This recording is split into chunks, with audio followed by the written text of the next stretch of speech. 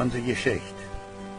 Ditmaal vertellen wir noch weiter mehr von den Mennoniten ihrem Arbeiten an der Cardenas Regierung in Mexico City und von den Plonen an Paragway Utwaudren.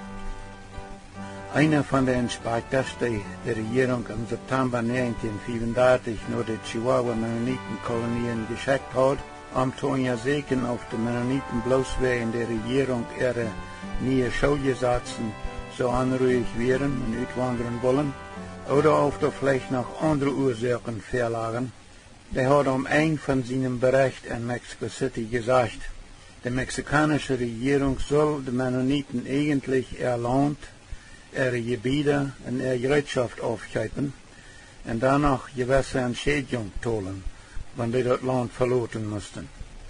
Aber Hugonatos Schrift wieder, das Inspektor ist doch wohl ein bisschen mitleidig geworden mit den Mennoniten, als sie dabei anwehr, aber du ist ja gar nicht unterdenken, dass die Cardenas Regierung sich dort ankommen lassen wird, den Mennoniten alles aufzugeben.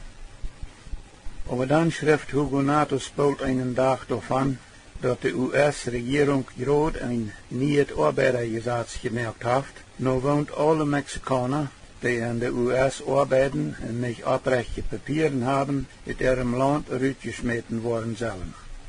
Und dort, schrift Hugonatos, dort kann eine Ursache werden für die mexikanische Regierung, die Mennoniten ihre Gebiete und Land aufgeben zu wollen. Natos sagt, wenn die Dutzende mexikanische Arbeiter wirklich alle sollen aus der US rausgeschmissen worden, dann muss die mexikanische Regierung einen Verbleib für diese rausgeschmissene Lied finden. Und viele von diesen Lied, die all so lange in der US gewohnt haben, und dadurch auch ziemlich verwandt sind, die wollen nicht zufrieden sein damit, wenn die Regierung an jeder 15 Hektar von der Großgrundeigentümer ihrem Kohlenland geben will, so sie dort mit ihrer armen Lied in Mexiko tät. Diese wollen mehr verlangen. Und vielleicht, sagt Natos, vielleicht, wenn wir schwind eine Abnahme machen, wie viel Land, Gebiete und Gerätschaft die Mennoniten in Mexiko haben, und dann, so schwind aus der US-Regierung die mexikanische Arbeiter anfängt, aus ihrem Land rauszuschmieden, dann die Cardenas-Regierung schwind anbieten, an den Mennoniten ihr Land und Gebiete zu verkaufen. Vielleicht kaufen die dort, wenn wir gut reich sind, und an dort Fuß anbieten, wenn das so weit gekommen ist. Schwind reich zu werden, die mexikanische Regierung die Mennoniten ihr Eigentum anzubieten, versuchen die deutsche Botschafter all Vertreter von der Deutschen Bank zu überreden, dass sie diese Verhandlungen für die Mennoniten mit der mexikanischen Regierung übernehmen sollen, wann dort so wie kommen soll, dass die Cardenas Regierung darauf angehen wird, die Mennoniten ihr Land und Sachen aufgeben zu wollen. Natos bestellt in einem Schreiben an die Vorsteher, dass sie durch die Schuldenämter und der DARPA schwind eine Abnahme machen lassen sollen, von wie viel Land, Gebiete und Gerätschaft und jeder Darb sind und so weiter. Ich erinnere mich noch daran, dass ich so eine Abnahmelisten gesehen habe, aber ich wusste nicht, wozu die wären. Wenn wir Jungs ein bisschen neugierig waren, wozu diese Listen dienen sollen, dann seht vorder einfach bloß so.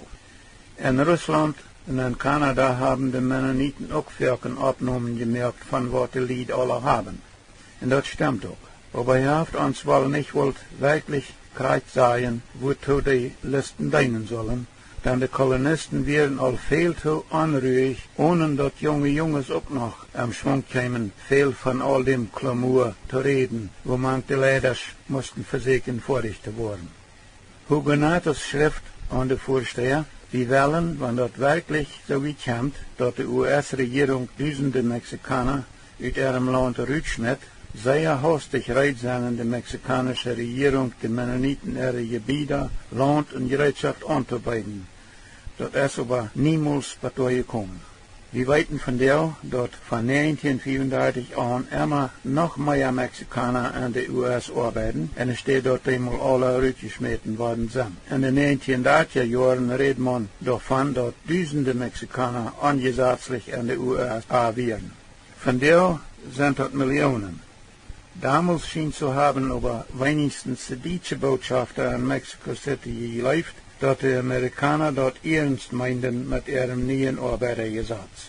Alle Mennoniten wollen motten Passe haben zum Utwandern, wenn es so weit kommt. Wo kann man schon Passe kriegen für alle Mennoniten in Mexiko zum Utwandern, wenn die Schulfreiheiten in Mexiko wirklich nicht mehr sollen auszuarbeiten gehen? Die deutsche Botschafter und die mennonitische Leiter denken auch daran, dass, wenn dort wirklich zu einer Utwanderung nach Paragway kommen soll, dort dann alle Utwanderer wollen motten Passe haben. Und sie haben all geteilt, dort among der Oldkolonie Mennoniten in Mexiko noch 272 Personen sind, die noch in Russland geboren sind. Und viele von diesen sind allemal als Flüchtlinge von Russland und Kanada abgenommen worden, waren auch viele mal als Gänger. Und sie glauben, dass die kanadische Regierung diese wahrscheinlich nicht noch einmal als Flüchtlinge in ihrem Land abnehmen wird, wenn die Mennoniten sollen zurücktreten wollen nach Kanada. Sie weiten auch, dass wenn die Mennoniten nach Paragway auswandern würden, dass die 272 in Russland geborene und auch all die 2871 in Mexiko geborene Kinder nicht würden kanadische Pässe merken können. Und die deutsche Botschafter und die mennonitische Leiter Plonen all ernstlich daran, für diese alle und vielleicht sogar für alle Mennoniten in Mexiko versuchen, deutsche Pässe zu kriegen. Sie weiten, dass das schaffen kann, denn die Russland-Mennoniten in Cuauhtémoc sind all meistgerecht alle deutsche Bürger geworden und haben deutsche Pässe gemerkt.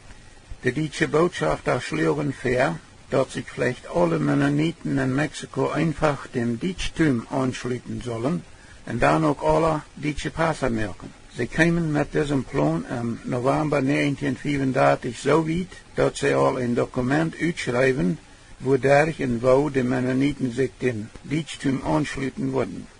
Abraham Dick, Peter Klassen, Johann Peival und Hugo Natos unterschreiben das Dokument am 30. November 1935 in Mexico City. Und Friedrich Hoffmann, der Leiter von dem Landesverband, unterschreibt sich auf diesem Dokument dafür, dass es angenommen wird. Das Stempel auf dem Dokument lasst so: Volksbund für das Deutschtum im Ausland, VDA, Landesverband Weser Emma. In diesem Dokument, wodurch die Mennoniten in Mexiko sich dem Deutschtum anschließen wollen, da sagt dort unter anderem kurz verfort ungefähr so: Die Herren Abraham Dick, Peter H. Klassen und Johann Peival, die Mennonitenkolonien ihre Vertreter, erklären ab vererst für sich selbst, dass sie nu und in der Zukunft alle Hilfe und Unterstützung annehmen wollen, die die Kolonien vom Volksbund für das Deutschtum im Ausland oder von irgendeiner anderen deutschen Stadt im Sonst gegeben worden kann. Diese Prediger sagen zu den deutschen Botschafter in Mexiko, sie wollen, wenn sie zurück nach ihren Siedlungen kommen, dort versuchen so anzuwohnen, dass sie dort anschließen am Deutschtum, und die Vorteile davon, auf Bruderschaften wollen gut erklären, und die Brüder versuchen dafür zu interessieren, und dann hoffen, dass die Bruderschaft wird beschließen können, dort anzunehmen, dass die Mennoniten sich dem Deutschtum anschließen. Dann hoffen sie auch, dass die Gemeinden Ältestas das Dokument dann auch unterschrieben worden. Jede Gemeinde, die oldkolonische Gemeinden in Durango, Manitoba-Kolonie, in Swift-Current-Kolonie und die Sommerfelder-Gemeinde in Chihuahua haben so ein Dokument gekriegt. Aber scheinbar hat kein Ältester das Dokument jemals unterschrieben. Johann Peival und Peter H. Klassen von Durango, Cornelius Schmidt von Swift-Current und Abraham Dick von der Manitoba-Kolonie hatten mit der deutschen Botschafter Top dort für sehr neidig angesehen, dass die Mennoniten ihr Schulwesen verbessert worden muss. Und viele andere Leiter wären auch sehr dafür und hofften, ihr Schulwesen verbessern zu können und hofften all bald damit anfangen zu können. Aber die Mennoniten ihr Schul verbessern kam in Mexiko zu keinem Anfang. Im Gegenteil, Isaac M. Dick hat als Prediger all immer haben wollt, dat älteste Johann Friesen in Mexiko mal vordig merken soll, wat der älteste Johann Wied mal nicht ganz vordig gemerkt hat in Manitoba. En als de Mennoniten war da volle Schulfreiheit gekregen hadden van Lázaro Cárdenas, en de meeste Lied war da versuchten mutig te wirtschaften in Mexiko, dan fangt de nieuwe älteste Isaac am Dick op de Manitoba-Kolonie aan, daar te arbeiten, zoals hij dat naam, dat mal ganz vordig te merken, wat älteste Johann Wied mal nicht had ganz vordig gemerkt, als hij de gemeente en Manitoba teruggeführt had naar dem oude schoolwezen, wat de Mennoniten gehad hadden, voor Johann Carnis zijn schoolreform in Rusland. Wat dat meint, mal ganz vordig merken, wat Johann Wied nicht vordig gemerkt had, dat wir dit. In Rusland hadden alle schoolleiders op de oude kolonie en op de Fürstenlandkolonie al vele jaren nicht mehr met einem verplautdeutschten Alphabet Jüdisch geleerd in ihre Schulen, aber mit einem rechtmäßigen jüdischen Alphabet. Und als ältester Johann Wied mit seiner Gemeinde in Manitoba angekommen war, dann hat er dort auf die erste Bruderschaft mit breiter Taub beschlossen, im neuen Land weiter zurückzuwohnen und in ihre Schulen weiter mit dem verplautdeutschten Alphabet Jüdisch zu unterrichten. Und dort wir noch immer nicht ein Fall vordig gemerkt worden oder durchgeführt worden. De Blumentola en Blumenurter brukten dat a noch immer bij seinem rechtmäßigen Namen en dat wohl Isaac am Dick abheben. De Mennoniten der Schulwesen wir in Mexiko waren noch viel schwacher geworden, auch an Blumenurt und Blumentol. En dat onverbereide Schullehrer haben hat dat auch in diese Bedarpe daran gebracht, dat auch Jüdisch het Alphabet al war so wie langsam mehr verplautdeutscht worden wir. Aber die Blumenurter und Blumentoler nannten auch in Mexiko noch einmal den Buchstaben A, wie sie in einem rechtmäßigen jüdischen Namen ein A und nicht ein gemerktes A. Und dort wohl Isaac am Dick, so als er dort nannt, mal ganz vordig merken, dass kein Schullehrer mehr mit einem A die jüdische Sprache unterrichten wird. Wo kommt das her, dass bei uns in unserem jüdischen Alphabet die Buchstabe A mit dem Namen A genannt und gebraucht wird?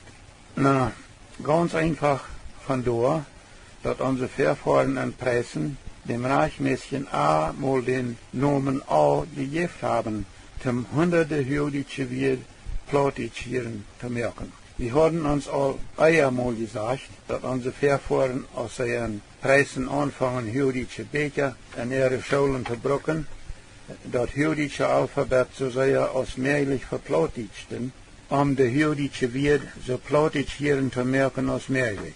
Sie deuten dort, wie sie daran besorgt wären, ihre plautdeutsche Sprache nicht zu verlieren. Und dort muss wir anloben. Denn die plautdeutsche Sprache ist eine sehr reiche und schöne Sprache.